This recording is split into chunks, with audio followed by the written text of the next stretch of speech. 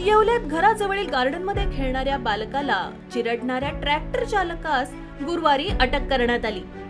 रुद्र समाधान पागिरे वय वर्ष 5 असं मृत बालकाचं नाव असून या प्रकरणी सागर दिलीप परदेशी या ट्रॅक्टर चालकास पोलिसांनी ताब्यात घेतलंय। याबाबत अधिक माहिती अशी, येवल्यात घराजवळील गार्डनमध्ये खेळण्यासाठी जात असताना रुद्र या चिमुकल्याला अज्ञात वाहनाने धडक दिली। या अपघातात त्याचा जागीच मृत्यू झाला होता।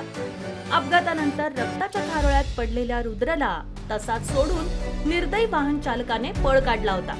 त्यानंतर या प्रकरणी पोलिसांचा तपास सुरू होता। सागर परदेशी याच्या ट्रॅक्टरच्या चाकाखाली बालकाचा मृत्यू झाल्याचं निष्पन्न झालं।